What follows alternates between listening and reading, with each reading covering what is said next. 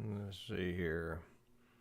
And it says we're live. Hey, y'all. This is David, the Georgia photographer, and today I'm coming live to you from Trenton, Georgia, which is where I happen to live. So now we're going to get on here, and what I want to talk about is this little camera right here. This little tiny camera right here. Actually, this is the lens. This is the little tiny camera right here. Anyway, I just went on a trip to Hawaii, and there he is. Bass angler's in the house. But I just went on a trip to Hawaii, and I just realized I pulled off the little eye thing again. Yep. That's something that happens regularly with this camera, is that rubber eye cup gets hung on the bag when I go to seat this rig in it like this, and it pushes it off. So I have to fish it out of the bag, put it back on. Ray Soldano's in the house. Yeah, look at that, Ray. A 500mm lens. And the 10 to 20 mil. And the 16 to 55. No, 16 to 50. I think that scales directly to 24 to 70 if you multiply it out against Nikon's crop sensor. But this turned out to be a winner of a lens. I've got some photos I've cherry picked out of my cards. I haven't done any edits except for two, and they were very well. I edited the JPEG, and you'll see when you see the unedited version, and then where I just basically threw in a bunch of contrast to build it back in so that you could kind of see what's going on in the image. You need a slightly bigger bag. Yeah, I'm trying to make everything fit the bag, not get a bigger bag that takes more gear. I always seem to want to fill the bag up. I got that's a problem I have. So Harold Bartlett, good evening. Nice for you to stop in. What I'm going to do is I've got a bunch of images here, and I've went on this trip, and I took 3 lenses. I took this 500mm, and this is kind of my wildlife rig, is what it's kind of come to be for me. Is the Z50 on this 500mm is a really good like bird lens and things like that, and distant animals. You get close up animals, and of course they don't fit in the frame. You can't go to the zoo and shoot with that. But then another lens I like to use, and I've done said all this once. Albert, how you doing? Is this 10 to 20? I used this one. I bought it initially for video only, but it's turned out to be a really competent little landscape lens, and it's all plastic, so it don't weigh anything.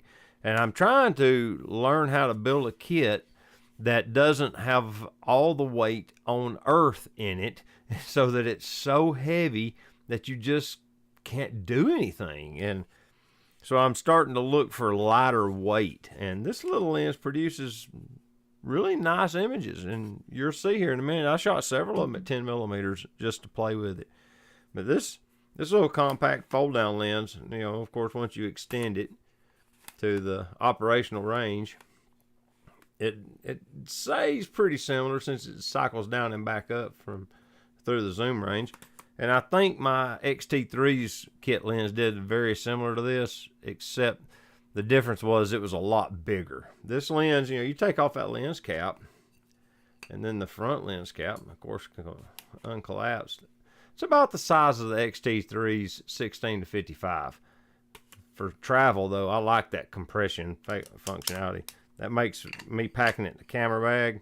It doesn't take up much space, and it don't weigh anything. This little lens does great. Okay, let's see. You had the 2 to 500.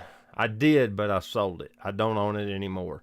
I wasn't using it. Once I got the 500mm phase Fresnel, I looked at my images. I rarely shot anything under 450mm. It was all 450 to 500. I just racked it out all the time. So, and I've got 200mm glass, so I just never shot with it compressed down. And that lens is smaller, and I don't know that it's honestly lighter because there's a lot more glass in it, but it's a great lens, and it's where I'm normally shooting. That's why I stuck to that. But we flew to Hilo, Hawaii. And is the 500 phase frozen focus faster? Yes, it is. Bass Angler used it to do some eagle photos, and maybe he'll drop it in the chat that he noticed that it was faster than his 2 to 500 on his D500. He was impressed by its increase in focus speed. It's I don't remember the specs, unfortunately. Harold says that he uses the 40mm f2 with the Z50 and the Z6. The 16 to 50 punches way above its weight, and I learned that this last week. Phil and Aaron have been after me to put that lens on the camera and use it because it comes with my Z50. I've never mounted it. When I bought the camera, I was going to make it a vlogging camera, and I put this little 10 to 20 on it, and I just left it on 10mm, and I did vlogs with it. And for the longest, that's the way it was set up. And now the Z50 is kind of starting to make its way into a vacation camera, more or less. And doing that gives me, like, I can take just this kit and it doesn't weigh me down as much. I'm trying to remove weight from the system and still get, 85% of the photos I would have gotten otherwise. Woo! All that talking and not enough oxygen makes it harder to keep up. Let's see. Harold says 500 is on my bucket list. Bass Angler says me too. He says it smokes the 200 to 500. That's awesome. Which, excuse me, I carried way too many memory cards. These are the cards I didn't use. Which, these ain't full. The 64, I did something to it and locked it while I was shooting, and it wouldn't write to it no more, and I found it when I got back home because it said it was write protected when I went to download the card. But the 128 isn't full by any stretch of imagination. And there's some video. I might can get the video to play. Maybe. Man, just plug this 128 gig card into this card reader and let's see what happens. Let's open this. Open this. How do you view? Let's turn this into details. Sort it by type. There's the RAWs. Lots of RAW files. I shot RAW plus fine JPEG. And for the most part, when I'm doing like this kind of photography, there we go. There is a movie file. All right. Let me just cue it up and see what I got here. Can you hear it? Probably. Okay. I'll pause it. This was shot with the, well,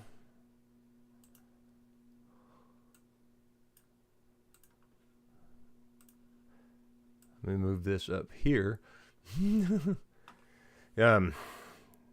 I'll switch over so you can see. How about that? Let me get it queued up. Did it again. Okay, I gotta break the dock loose here. Oh, that button did it? Yeah, there we go.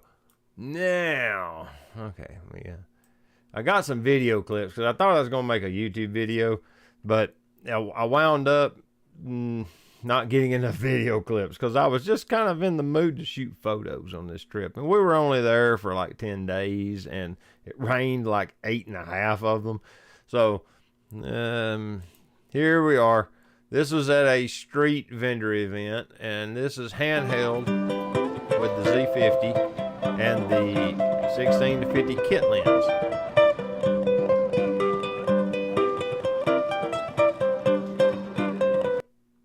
And you can see it does reasonably well. I got some video footage of the Kilauea volcano crater, the caldera at the top. We went to the caldera. I got a spider web in my eye or something. There we go. And I shot it with the 500 millimeter, so I haven't reviewed that footage yet to see if it's going to be like blurry or not. But I did try Phil's trick, you know, how he'll film like wildlife through his telephoto. I tried that to see what that would turn out like. And like I said, I just got home today. We flew, I don't know, through the night. Then we missed our connection in Atlanta and had to wait in the airport till like 2 o'clock. Like we had a 6-hour layover because the plane was late. And then, you know, by the time we got home, I could give you all the details, but it would bore you to tears. The battery in my truck was dead. Had to jump it off just to come home. I've known the batteries are weak for a while, but I didn't really think they'd go dead in 10 days of sitting. They did, like dead. So apparently one of them's got a bad cell. And so tomorrow I get new batteries. The truck's actually parked down at the machine shop where I have a battery charger in case I need to charge them up so I can drive it down to the parts store. But yeah, it was like there's this long list of things that kind of went wrong today. But I thought I'll do a live stream, and if I ain't dropping frames too bad, and it says 0 drop frames, we're doing pretty good tonight. Then I was wanting to share some of my highlights from the trip with you guys. I thought, what better way to do that than to do a live stream? Hassan's in the house. Hey, how you doing, Hassan? Races. I picked up a 512 gigabyte Angel Bird card for under $200. Wow. 512 gig is under $200 now. Now those are CF Express cards too, aren't they? Like the Gen 2 ones. I'm pretty sure that's what you're using. Hey, Phil's here. How you doing, Phil? I sent that email. We'll see what happens. I wasn't able to actually, I could have hand wrote it on the phone but I wanted to like see what all was being said, so I waited till I got home so I could read it on a computer. But I wrote her back today. I'm curious to see what she says. And I'm curious to see what kind of performance that lens has. We'll see. I'll give it a fair shake. But yeah, dude, that's awesome. I'm really looking forward, now that they've done that focus update, actually helped this camera. It actually focuses, it grabs an eye, and it's sticky now. I was kind of surprised at how well shooting people with this camera, you get eye lock really easily. I was impressed. I was running the full auto for a while. When I'm in the city, it was pretty easy, like, you know, when you're doing just kind of like street photos. But when you got out doing wildlife, it would pick different stuff. So I had to go to like single point. But yeah, I have a different system apparently for just like general photography.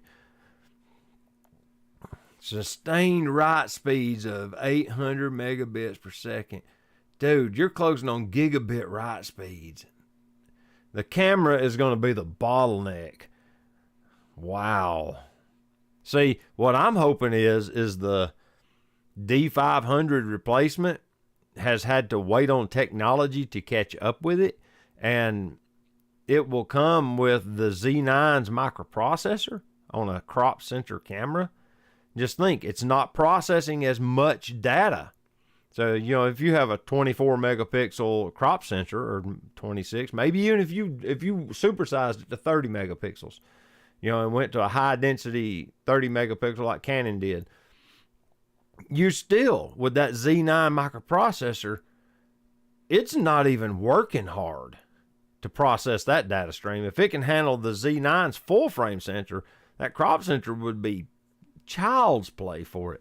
So I'm hoping that's the processor you'll get with like a high density, high ISO capable small photo size sensor that has probably a shutterless design. You know, the Z50 still has a shutter, and they'll probably, going forward now that the Z9's out, I would be surprised if any of the new camera releases have shutters in them.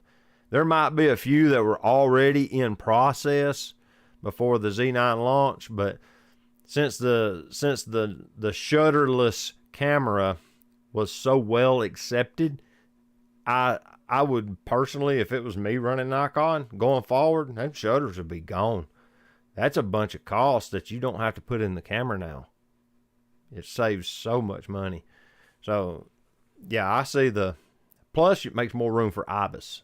Your IBIS can be more robust and better because you have more room for the motors and stuff. If you take the shutter out, it just gives you more space. You know, if you didn't want to compress the body and make it even more small, thin, whatever the word is. But yeah.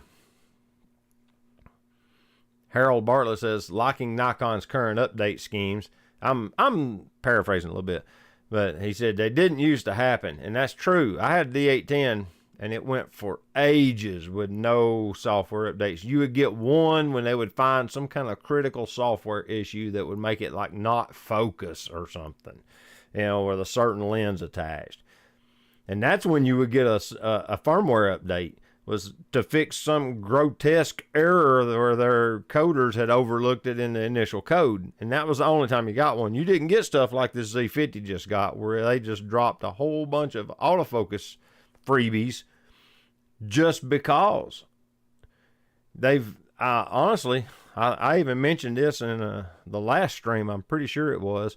It's like they've took a page out of the Fujifilm playbook here. And they seen that Fuji has a very, very loyal user base, and they looked at why. One of the reasons is Fuji makes it rain them firmware updates, and they don't charge anything for them. So, you know, you give away firmware updates like that, and it's like giving people brand new cameras sometimes. I mean, some of those firmware updates on some of those Fuji cameras, it was like a different camera, you know, and people loved it. They love that attention to customer dedication or customer service, however you want to say it. But yeah, that was something that really worked out.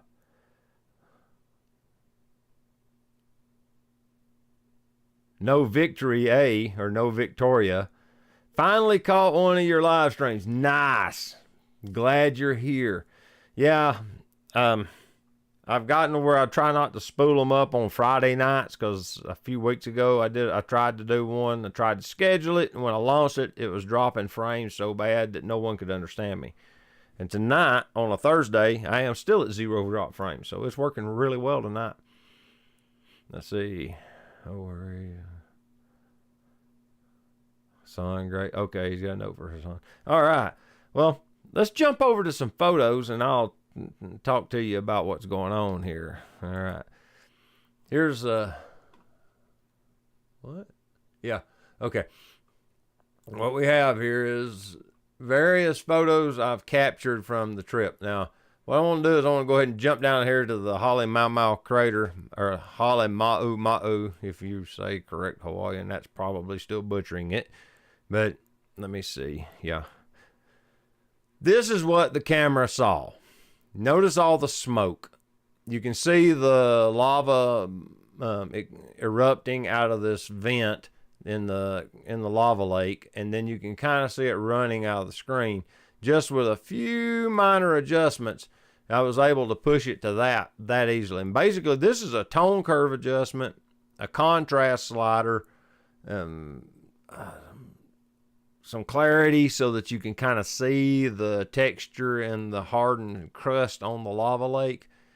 All this is liquid lava just underneath this surface. And you see this, and it doesn't look all that big, but what you don't realize is how far away it was when I photographed it. I do have an image of the caldera shot with the 16 to 50, but the park employees estimate this column to be 30 feet tall. That's how far away this was. It's not no little 18-inch tall spewing spurt of lava. No, that was shooting 30 feet into the air. This thing is enormous. And of course, it's flowing out of it like a river across the top of the lava lake and pooling into a low area. And then, if you go to the next image, there's what it looked like coming out of camera. There was a lot of smoke. And, you know, it's a caldera. There's a lot of smoke and steam. But yeah, then I was able, you can actually see detail in the crust. You can see the lava flow. This is the same place, but it was a different day. We went back about a week later once Sierra joined us, and I wanted her to see the active volcano. I don't know. I'm gonna pause on that. I'm not real sure if I'm starting to think these were the same day, because I'm pretty sure the day we took Sierra, you couldn't see the red lava in the daytime. But yeah, this was with the 500 handheld at probably a half a mile away. I mean, we're a long way from this lava lake where the observation point is. If I can get that picture, I'd have to hunt for it. I took a ton of photos up at the caldera, but let's bail out. Let's go back to the beginning. When I first put the 500 on the Z50, I just play with it to see how the camera's going to respond, because it has a new focus system in it. And the wind was blowing these around pretty good. Let me see what I set my no, there's an info button in here somewhere. Oh, it's over here, isn't it? No, right here. There we go. 1/160th of a second. The reason that is that low is because I was running f5.6, which is wide open for that lens, and the ISO was still 1250. Now, my goal was to keep the ISO under 6,000. 6,400 is the highest I'd prefer they go max. And it didn't occur to me I had the shutter speed was so slow. I should have had 1/400th, 1/500th of a second, and be hitting ISO 3200 or so. Here would have been better. But, because you're getting a little bit of wind motion. You can see that this pedal's pretty sharp, and this one's pretty sharp. I mean, it's a pretty good looking image, but you can see that there's motion blur in the photo. But the 500 renders beautifully. Doubles as macro. Nice. Yeah. And then this was another flower at one of the parks in Hilo. Now, I don't remember the plant, but I just happened to see it across the road from where we were walking on the sidewalk. And I just threw the camera up, framed it, and fired a frame off. And I really liked the shot. This is straight out of camera. I have done 0 edits to this image. Well, any of them, except for the ones you've already seen, have had no edits applied. These are all straight out of camera. 160th of a second, because at this point, I was walking around that park that morning, and you can see the water on the plants. It had been raining. I was keeping it tucked into my raincoat the whole time. I got very comfortable wearing a raincoat over the last week. but yeah, though it does. It takes really interesting kind of detail shots. Now, what we're looking at here is I had switched lenses at this point. This is the 10 to 20 millimeter, and I'm shooting at 10 millimeters. And what I done is I walked right up on whatever this fruit is. I don't remember this. That's dragon fruit or whatever it's called. But I think it's this SOP. I think it's that sweet SOP sop or whatever they call it. I think that's what these are. But I've done a bunch of street photos with that 10 to 20, and that's when I realized that I really don't need that really super wide for street. I mean, it gives you kind of a neat look, but the 16 to 50 worked just as well in my opinion. This was at 10 millimeters, and this is in the yard of the Airbnb we were staying in. This tree was filled with these trumpet flowers or whatever, and there was a ton of honeybees one day. I don't think they were out this day, but yeah, I walked right up to the flower at 10 millimeters and just framed it up to where you could get some of the yard, some of the driveway, and took a frame.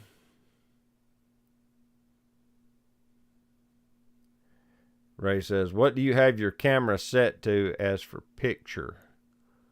Not sure. That was with the 500. No, that wasn't with the 10. My bad.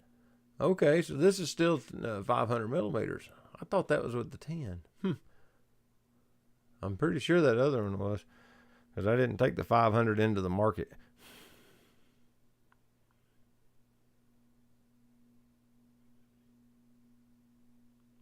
Yeah, good point, Albert.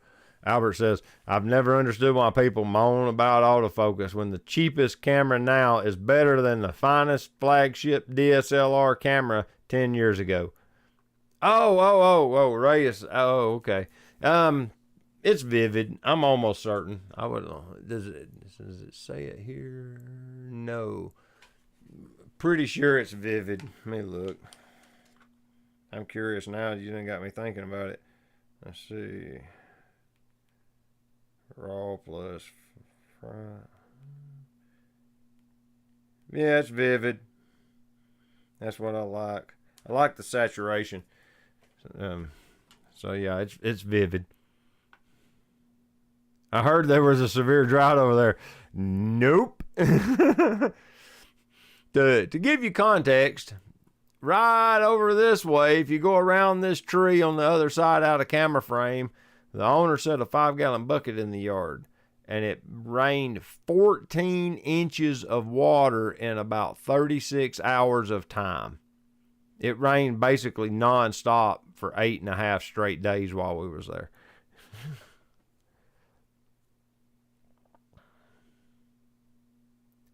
Ray says he played with this JPEG processing and got it dialed so that the JPEGs look really close to how he likes to edit.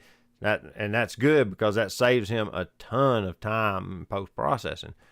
Ray shoots a lot of athletic sport images, and he doesn't have a lot of time to spend editing, so it behooves him to get straight out of camera photos that he can just directly hand over to the athletic department. No problem, Bass Angler. He had to have a little dig at me there. I'd been talking with him some over the past couple of weeks about the rain and how it was just driving me mad. Okay, I got this photo on purpose. This is a welcome center in the center of the island between the Mauna Loa and the Mauna Kea volcanoes. And at this point, I think this is the Mauna Loa summit. And as you can see, it has snow on it. It has snow on it all year round. There is literally one's 13,860 something feet, and one is like 13,600 feet peaks on the island of Hawaii. And they have perpetual snow in Hawaii. It's crazy. But on top of this mountain is all those observatories that you hear about in Hawaii, where they got all those telescopes. Like Canada has one, NASA has one, the Europe's like France or somebody has one up there. There's a bunch of them big telescopes on top of that mountain because of how dark it is and how clear the sky is, since there's no real pollution there. And they even, like, on this island, who was it? So one of the locals I was talking to was telling me about it, that like the street lights are low radiance street lights down in Hilo and over at Kailua Kona, so that they minimize the light pollution. They spread them out further than normal, and they use these lower wattage, basically street lamp bulbs, so that they don't generate as much light pollution, just for these observatories. But yeah, you can see it was windy. It was actually kind of cold there, strange as that seems. But where we was in this photo was at like 4,000 feet of elevation. I'm pretty sure it was 4,000 here. And that's at 13,800 up there. So, you know, there's 9,000 feet of elevation change just to walk up that slope to that snow. This doesn't look like it just to look at it. But yeah, it's incredible how much elevation change there was. These are all with the 16-50 kit lens. See? Why does it say 500 millimeters? I did not have the 500 that day. That's weird. I don't understand that. This is wrong. Maybe I've keyed in the 500 manually And I've got it on manual lens detection because I absolutely was shooting with the 16 to 50 this day. This is strange. I don't understand that. Yeah, that's wrong. Let me see if I can. Well, yeah, it's saying 500 millimeter. That's just bizarre. I don't know. Maybe it's because it's still on that image. Let's do this one. Now let's hit the info. Yeah, that's what was wrong. Oh, now I'm getting it. Okay. What this is at 24.5 millimeters. Okay. And you can see that I had sped up the shutter, and that was to get my ISO to float off of 100 so I wouldn't be blown out because the sun was coming and going. There was cloud cover fading in and out, and I was trying to make sure that all of my images were exposed. You know, this is the girls taste testing kombuchas. These people were giving samples away of their custom kombucha. Of course, I can't stand that nasty crap, but Teresa loves it. Let's see here. This is the best tasting cup of coffee on the entire island of Hawaii. As you can see how much work she's putting into making it. She actually weighs the water addition so that you get a consistent cup of coffee from one to the next. She doesn't guess. She knows exactly how much water she adds because she weighs the whole thing, pours in the coffee grounds, tears out the whole deal, and then adds the water, and that's so much weight of water. That way she knows that it's the same cup of coffee. It's repeatable. It was amazing. It was delicious. But yeah, this is shot. Let me close this and launch it so we can see. This is with the kit lens, 26 millimeters. You know, ISO is 1100, 1/200th of a second. Now look. Look how sharp everything is. It's crazy how good. I mean, look, you can see the fibers in her shirt. You know, that's a little blown out right there, but that's, you know, the camera's doing what it can. I didn't set it for highlight protected. You can do that now. You can actually go in and tell it to not overexpose the highlights, and it'll underexpose the image to protect them. But for a t-shirt, it'll be fine. But yeah, it's impressive. For such a little cheesy lens, it's very, very impressive. I just couldn't believe it. All right, let's close this. There we go. There's some more of the... I'm going to jump back over to here. I'm pretty sure this is shot at 10 millimeters. Yeah, okay. Yeah, there it is. I thought it was. I don't know how I done such a boneheaded maneuver just then. But yeah, that's a 10 mil shot. I thought I did that at 10. You can just kind of tell from the distortion around it, the way it looks in the grass and things.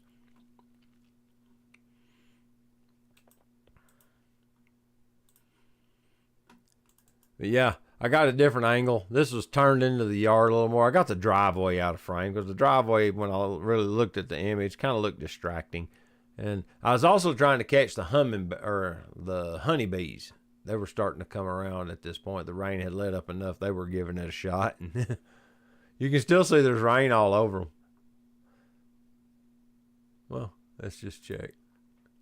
50 millimeters. So that's shot with the kit lens, racked all the way out. You know, and people wonder if f6.3 can produce bokeh. That's what this is, f6.3 at 50 millimeters. And I'm just real kind of close, you know, so I can feel the frame. But you look at the background. The bokeh looks good for such a simple lens. I'm impressed.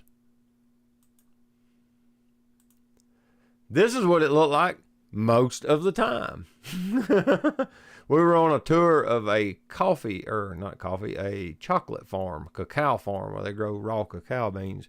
And the rain was continuous and accurate, as they would say, and we were soldiers. But it was pouring buckets all the time. It would lit up for about 10 or 15 minutes, and then it would come right back to this, and it just all day, literally all the time. So I started looking for photos where I could capture the essence of the rain. And I found with the concrete right here that I was getting enough like contrast with the water standing in it, because this, it's puddling on it very lightly. That's why you can see all the little explosions on it. You can see the splashes. With that water buildup and then it being in the shadow of that building, it just kind of worked out to where you can see it. See, it's doing it over here, but you can't tell it hardly because of the way the reflection is. But with that building, making it dark, you have to hunt these kind of shots. You need something dark with the rain falling in front of it to be able to see the raindrops. You can see it here in front of the tractor and here in front of the post on the shed,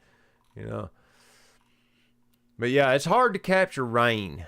I learned that. I took a bunch of images trying to get the essence of how hard it was raining, and it was hard to do. That's a really strong thing to figure out, is how to make rain show up in your photo. This was inside the building that I was standing next to when I took that picture. They're drying the chocolate beans, cacao. It's the cacao beans. It's a huge, 14-step process to make cocoa powder, or to make chocolate, actually, out of the cacao pod. To go from the pod to a chocolate bar is like a 14-step process. This is like step 2 or 3. Yeah, they go through it and tell you all of it and what's going on with it. It's kind of neat. If you've never seen it, it's worth seeing. All right, back. What you're looking at here is early 1900s. This is kind of a Art Deco with a little bit of Latin influence or Spanish influence in the tile work on this old building. But you see all these buildings in Hilo, and on the old part of town, they're all from about 1885 to about 1930. And this one had a date probably somewhere over here. It might be right up there. Let me see. No, it's not.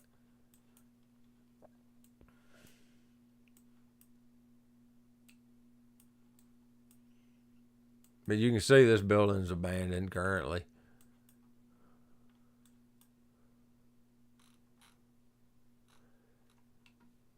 Look, grass growing out of the downspout.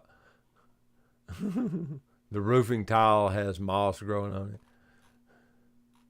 But I like the look of the image. I got quite a few building pictures like this. But yeah, this is probably the kit lens as well. Yep, 50 millimeters kit lens. Shot at f6.3 so I could keep the ISO down. Yeah, I mean, that's good detail. I don't see anything wrong with this. This is straight out of camera. I haven't done any sharpening or any clarity or any of that yet. So, I mean, just looking at it here, this is easily an 18 by 24, and it looks wonderful. I mean, you can see the fence. And these are only 21 megapixel. Whatever 5568 by 3712 is, it's less than 21. These aren't very big files. Now, I started doing street photos, and if you look on my Instagram, you'll find this image cropped to a square. And I thought it looked better as a square crop because you get rid of just this, and you get rid of the distractions on the side, and it draws your eye to the guy standing out of the rain, the car in the midground passing by him, and then the background is all the buildings. And I thought it was a pretty cool photo. And it also shows all that water. Look at that rain. I deliberately set up here because it would come these huge rain showers, and I would see the water build up right here running into the storm drain. I've done a few slow shutter speed where that would be smoothed out, and you're about to see a picture of, yeah, that's a Toyota Tacoma that floats. But as you can see, this car was sitting still, and he was passing through the intersection. And you can see the motion blur on the water running into the storm drain. And these are all shot handheld, so there's a little bit of motion blur in them here and there. I mean, like that straw or whatever it is ain't razor sharp, but it makes a street photo. But you can tell it's handheld. It's not like super crisp. I mean, the shutter speed on this image, let me just relaunch it here so we can actually see the shutter. I'm shooting 0.3 of a second. That's what, 1/3 of a second shutter speed, handheld. I think that's pretty good for 1/3 of a second handheld. Look, I was running F29 so I could get the shutter speed that slow. ISO 100, F29. I don't remember what that lens would go down to, but that was on the kit lens. But crazy. But yeah, I like this kind of stuff. I played with it for a while. I've done a bunch of cars passing through. Then I found this Palace Theater. We came by it. The main road is down the street below this. It's over here. It passes by in this area. The ocean's right down here too, the bay. But we came by one night, and I just happened to look up the hill, and I saw that sign in the rain, and I was like, man, I would love to get it in the rain. And the only opportunity I had to photograph it was after it had finished raining. The photos you just saw was it actively raining, but I was waiting on the sun to go down because I wanted the lights of the neon, and I wanted their reflections on the road, and I was hoping to get the rain too, but the rain would have made it muddy. I like the image, but I got one more from this that I like a lot. That's kind of street photography-ish, and that's this one. I backed up to I took that first photo standing down amongst these cars, and I was shooting at a wide angle. Let's see. If we go back to this one,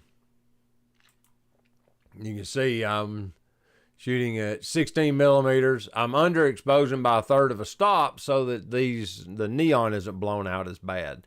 It's still really bright where the neon bulbs are, but it's not so bright that it's just white.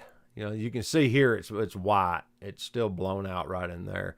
It's really hard unless you do exposure stacks to get the neon to not be blown out. It's just really hard to do. It's impossible in one frame. And since I was handheld and I was in a hurry because we were about to leave, I just fired a bunch of frames handheld and picked one I liked. But yeah, you can see it was 16 millimeters, 1/40th of a second, you know. Yeah. So then went down the street to the corner. I got this one, and it's at 38 millimeters. Still underexposure because I wanted that neon to be not just white lines. And you can see it still did it here some. But I wanted to get like inside the buildings weren't blown out. I didn't want white rectangles, you know. I was wanting to let like the shadows be dark. And I wanted this person in front of that headlight so they'd be rim lit by the headlight. So I fired as they walked across. I probably took 8 frames as this person walked across the street with that umbrella. I wanted the umbrella in the foreground, you know, the car with the headlights. I just happened to see the scene starting to unfold and throwed the camera up and started firing frames.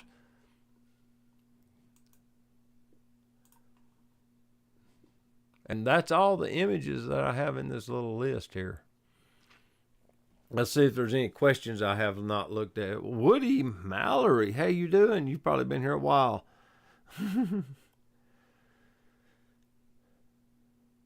Bass Angler says, exactly, you don't need 200 megapixels for a good image. Yeah, and it seems that the big camera makers, I need to get an oxygen generator. Let me just switch this back over to me. There we go. I'm back. Yeah. Get a little bit of water in my throat. The camera companies would have you believe that without 60 megapixels, now you can't take a good photo. Like the camera I'm filming this on right now is my SL2, and it's 47 megapixels. I don't know the specs of how the video portion of it works. I don't think it uses the whole sensor. I think it crops it for the video. It might do pixel binning. I don't know. But I've got the 24 on it, and the 24 seems to work pretty good from here because I can reach the lens. I'm touching it right now. And that allows me to push focus. Like, it's a manual focus lens, so that's why it's not hunting. I've got it focused right here because, see, if I lean back, now I'm out of focus. If I move in, I'm out of focus again. It's got a depth of focus about this deep. And I think I'm shooting it wide open. I think it's at f2.8, but I'm pretty sure it is. But it works for 24. This is the same 24 millimeter Nikkor that I was using on the D810 when I was doing live streams down in the machine shop. 0 drop frame so far. It's working pretty good. That's a Georgia photographer shot. Yeah, I got a whole folder full of them. This one will go in those low light neon photos, and those dark background flower images will probably join those other photos in that folder. I got a project there I'm kind of working on that's been kind of going on. It was a project that I didn't really know was a project, and now that I look and I started collecting the images, you know, it's like, okay, it's a project. Ray says 4K resolution is about 8 megapixels. Yeah. Yeah, that's something people don't realize. These monitors I'm using are 1080 HD monitors. They're 1920 by 1080. That's about 2 megapixels. 2. And it's I think this top one is a 27-inch monitor, 2 megapixel resolution. That's the screen that I'm switching to when I'm showing you the pictures. So I'm basically showing you a 2 megapixel image when you look at that. You know, it's incredible. Excuse me. But that's a good point, Ray. Yeah, 4K is only 8 megapixels because, yeah, it's twice as wide and twice as tall, so it's 4 of them 2 megapixel squares. And 8K is 32 megapixels, I think.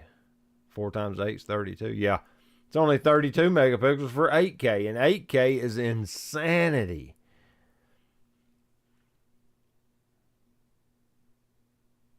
Bass Angler says, if I remember correctly, the D500 and Z50 scaled to full frame is over 40 megapixels. Yeah, it's the same as the D850 sensor. If you scale it up, it's 45, 47 megapixels. It's somewhere right in there. You can tell what they're doing with their smaller sensor tech, with their full frame cameras. You can see that the new Fuji XT5 has like a 40 megapixel crop sensor. Well, if you just look at the GFX 100 and take the same pixel density out of that sensor, it's the same pixel density. So it's just a small piece of that 100 megapixel sensor. So you get the pixel density of the 100, but you get the crop sensor size footprint. So it gives you, seriously, I think it's like 40. You know, it's crazy. Alberts asks, I agree with you about underexposing since I detest blowing out the highlights. Yeah. I've learned to do that with night photos especially. I mean, if I switch over to this, you can see this image right here that I'm flashing the mouse over, that this image, if you was to expose it properly, all these dark areas around the theater would be brought up to whatever neutral gray, and all of this light would just be white. It'd just destroy the image. You know, it just would not work at all. That's why I run manual exposure when I shoot at night. I want absolute control. I will run auto ISO sometimes. And like this time I was running auto ISO. And that's why I was running exposure compensation, because on the, let me jump back. Because on the Nikon cameras, exposure compensation is this button right here. So, you know, if you're shooting, you can literally hit that button, roll this thumb wheel, and see the exposure compensation number changing in the display. And, you know, if you need a stop, okay, 3 clicks. Now you have a stop of, it's brighter by a stop. If you need to dial it back, you dial it down, same way. That's something I really like. And I like how they put the ISO button right behind the shutter button, because that allows you, if you're running manual ISO, it's right there convenient. They, on the D810, they put the ISO button, there was a second knob on this side, and it was a button on top of that knob, and I never used it. The whole time I owned that camera, I might have mashed that button twice, maybe, probably once. I wound up remapping the video record button on the this side of the camera to my ISO. I actually checked, and you can do that on the D810. So yeah, that way I could just hit that button and make ISO changes real easy. That was a solution to a problem that I had with my D810. So if you are shooting D810s and you want to have a simple ISO button, most people don't shoot video with their D810. That's kind of unusual. Me and Evan Ranth is the only people I know of that's ever really done it.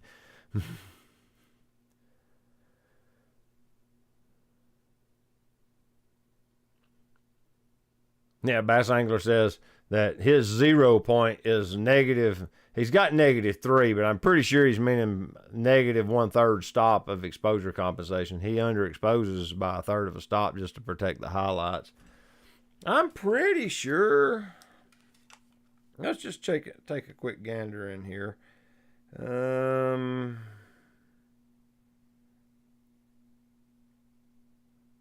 think it's this.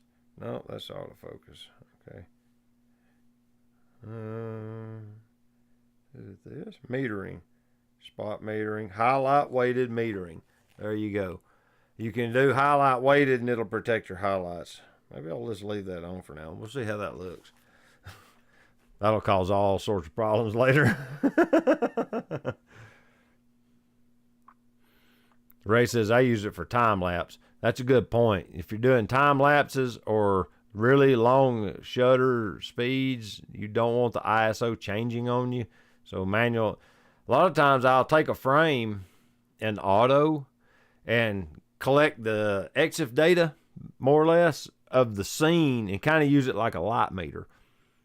You know, you have a 1/1000th of a second at ISO 100 at f4. All right, I want a much deeper depth of field, so I go to 5, 6, 8, 11, 16. So I darken it by 5 stops. Well, I go 100 to 200, 200 to 400. Well, I really don't want to go over 400, but I've already got 2 there, so I need the other 2 to come out of, you know. I do it like that sometimes. You know, you push the ISO and then the shutter speed, well, I can slow it down 2 stops and get 2 more there. But yeah, I'll use a photo like a light meter. That's a trick someone. I saw it in a YouTube video a long time ago, and I don't remember who did it now. I thought that's a good idea. But yeah, they just put the camera in auto, take a photo, yeah, or auto with manual ISO at ISO 100, so that you have a locked base value. And then fire a frame and let it adjust the other 2 appropriately to get a good exposure. Yes, and then you can see, okay, well, I need this, this, and this, and you can push those numbers around, and as long as they still equal your exposure, you can get your creative photos and still get exposure without having to carry a separate light meter. It's kind of a nice little perk. Harold says, I always forget to reset exposure compensation. Wish it would do an auto return. That would be kind of nice. Like if when you power off the camera, it cleared exposure compensation. Or at least you could have like a menu function where you could enable reset exposure comp on power off. That would be a nice firmware update to have. Yeah, I would like to have that. And then for people like Bass Angler who would leave a third of a stop on it all the time, he could turn that option off and not have, and it'd be just like he's doing now.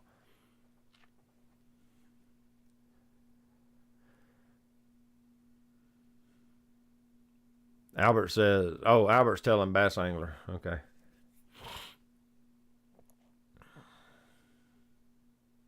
Ray says, I still can't remember what a stop is in settings. He says, I'm a very much a shoot by feel. He shoots to see. And the luxury of today is with EVF cameras, they give you a pretty good representation of what you're going to get, especially if you've got the camera enabled to do that. Now, once it gets to where it's like 4 and 5 second shutter speeds and things like that, the camera can't do the math and tell you exactly. You just have to start taking test shots. But if they're 1/10 of a second and faster shutters, typically it'll just show you what you're probably going to get. You know, so that's kind of nice. Good to see you, Hassan. Thank you for dropping in. Yeah. Yeah, I got to get up early in the morning. I got to hang it up in a little while myself. Good night, Phil. Thank you.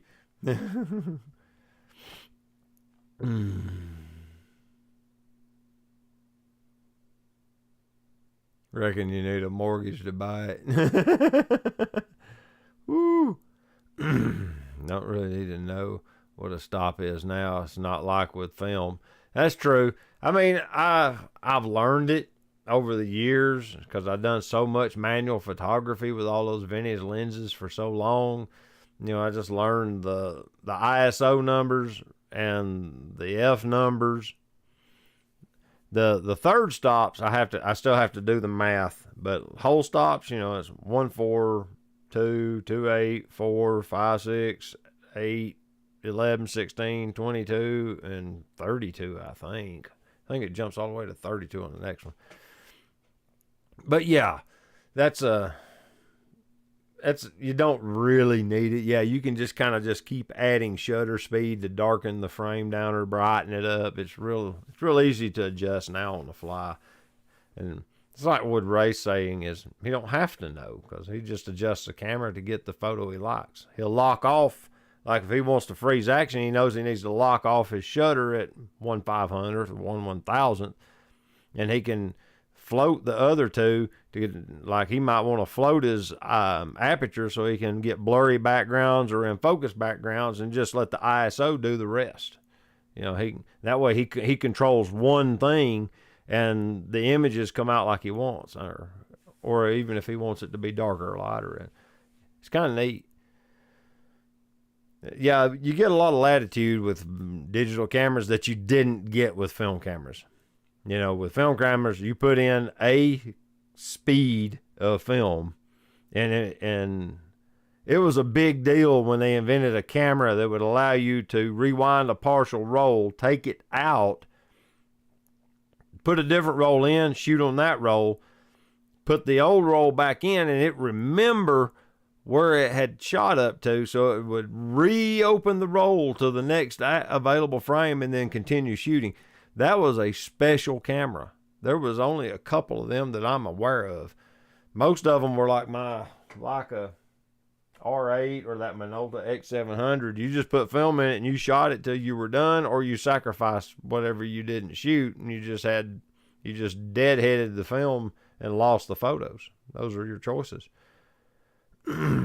That's why a lot of photogs, like wedding photographers back in the day, or even wildlife photographers, would carry 2 different cameras with 2 different film speeds in them because they wanted to have a slow ISO and a fast ISO, depending on if they were shooting into shadows or shooting into sun.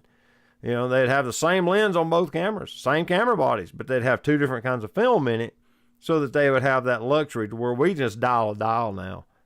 You know, life got a lot easier with a digital camera. Albert says, I am an exposure compensation man. I am on the Nikon because it's easy to get to. If I'm shooting on the CL, it's up there, and I'm using a vintage lens or a non-native Leica lens, it doesn't have, or let me get this down. It doesn't have this little silver widget here. You can get them in black too. I just like the silver one.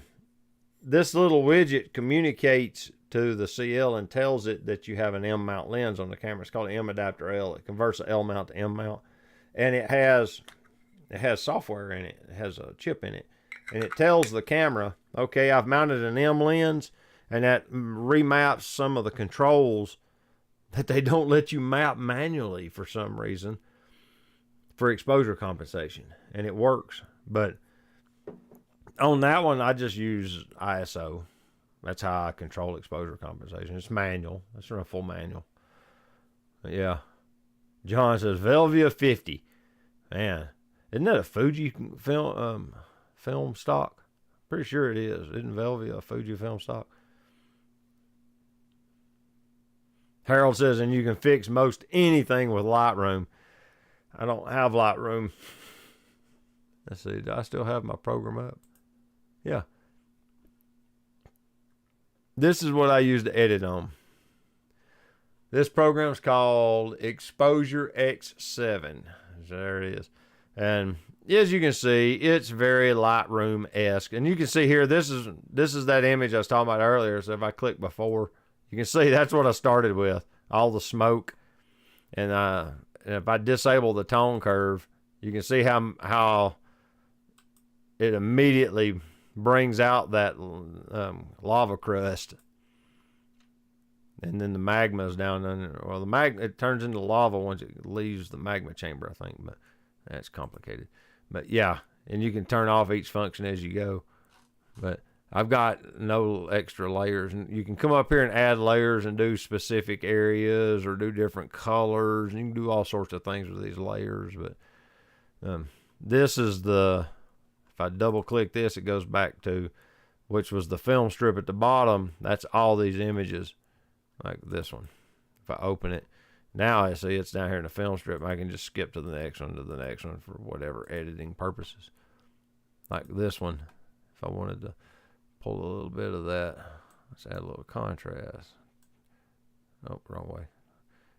Get rid of some of the haze from the rain. Add some clarity. You know, you get it. It's a knockoff of Lightroom, but it works. I like it. And you don't have to pay a monthly subscription. You buy it once and then you use it.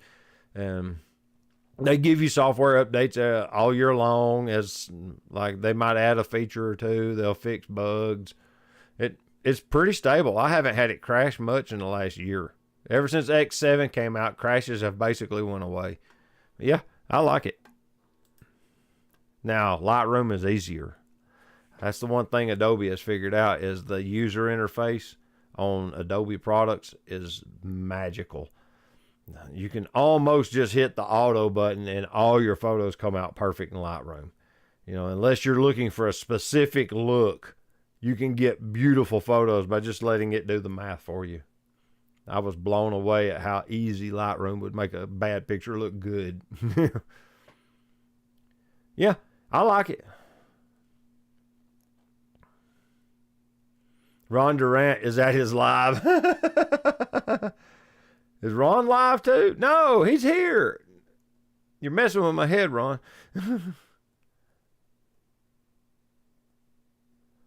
Shooting to the left. Does that mean darkening the frame? That'll also allow you to increase shutter speed, doesn't it? Yeah, y'all are talking. I see what's happening now. I've never tried the compensation button. I bracket at times, but I've never used that. Maybe I should give it a try. I use it.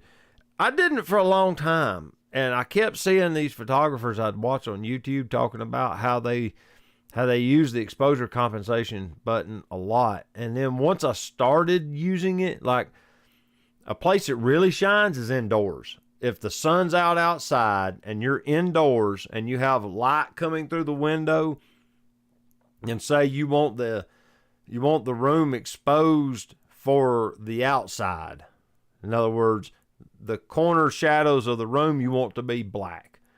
You literally hit the exposure compensation, and take a stop or two stops of light away and darken the scene down until the outside, what's outside that window, is properly exposed.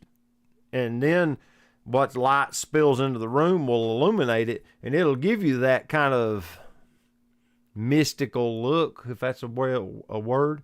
You know, that's the beauty of it. Or like, say you want the room to show up and you don't care because the camera's trying to math it with this bright light coming through the window. Say there's a white wall in an alley and the sun's shining straight on that wall and it looks like a big white light panel coming through the window. The camera's going to read that and go, good Lord, there's too much light, and it's going to darken the frame down and everything in the room's going to be black. So you can go into exposure comp, add 2 stops to it, brighten the room, or 3 if you need to, and just tell it that's a white square. That's what you're kind of doing, you know. It works great. I really enjoy using it. It really, if you're shooting in shadows and direct sun especially, because, you know, a shadow's about 2 or 3 stops darker than the sun. So it's incredible how quickly it'll get dark in the shadows, you know, in the shade. The shade's the word I should be using, not shadows, but shade. But yeah.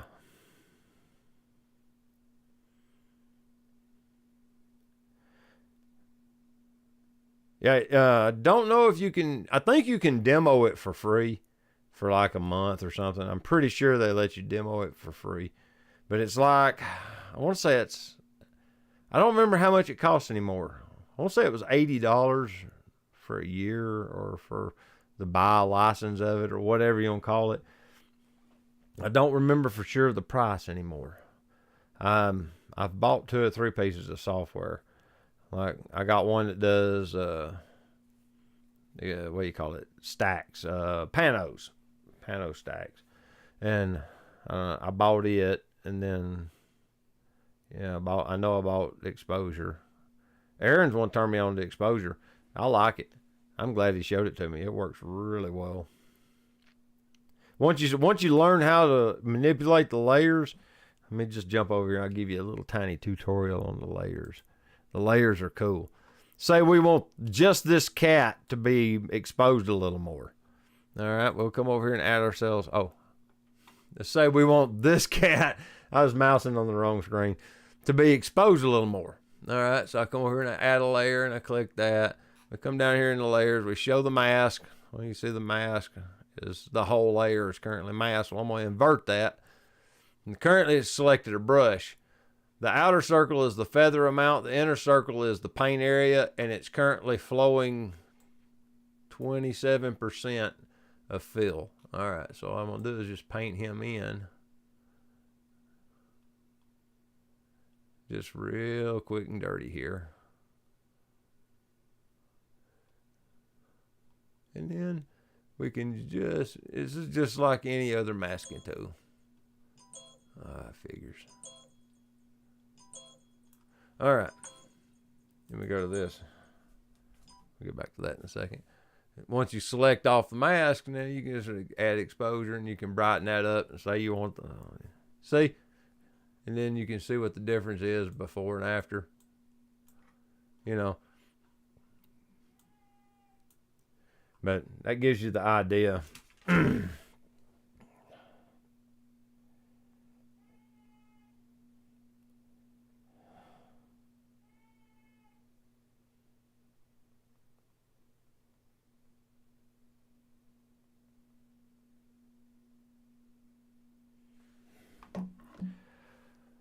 But yeah, I like it.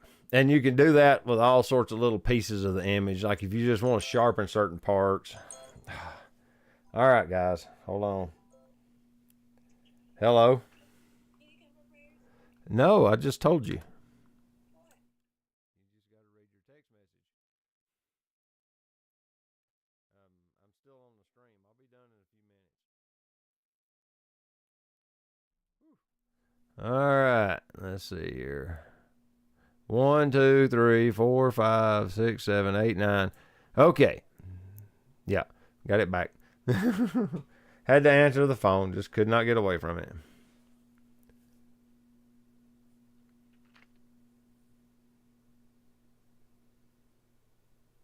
'80s lingo, I like that.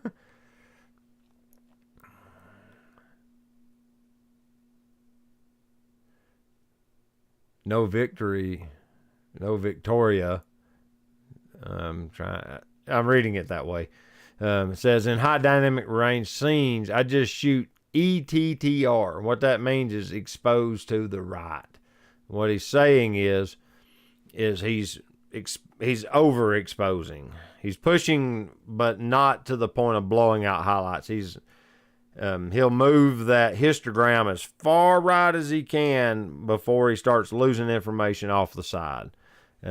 That's a methodology that kind of came around in the last 3 or 4 years, and it really people started really talking about it in the last 3 or 4 years, but it works well. Yeah.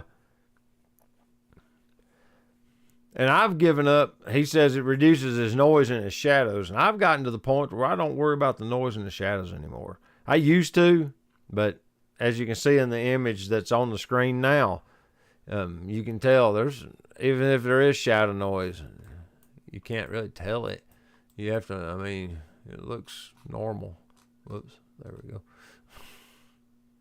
So yeah, I've stopped worrying on shadow noise myself. You can over edit an image and the shadow noise will get weird. So even with that stuff, I've done it, just trying to bring something to life. Basically, make a silk purse out of a sow's ear, an image that I've clearly underexposed by too many stops to save, and I'm doing everything I can to save it. It's like, no, you're not going to save it. Let's see. Actually works well with this raw converter out there. Oh, yeah.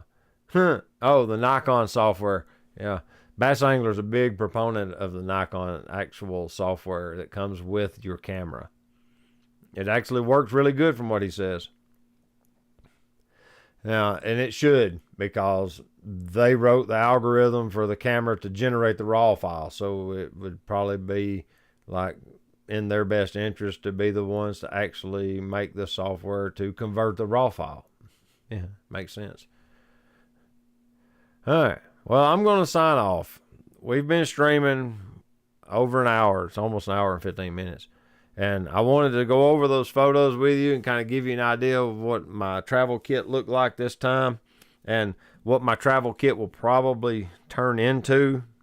Of these 2 lenses, this one will probably be going away because I didn't use the millimeters between 15 and 10 enough that it's literally 1% or less of my images were shot with that.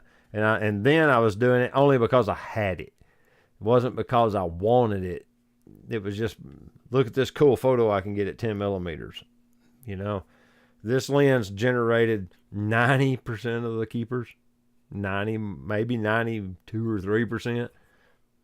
This is a winner. It's shocking how good this little cheesy lens is. I'm almost mad that it's as good as it is. Nikon, you did your job well. But yeah, with that, I appreciate you guys. It's been a lot of fun to talk with you tonight. So until next time, get your camera out and go take a picture with it. All right? We'll see you later. Bye-bye. All right, now I got to sign out of this stream. I think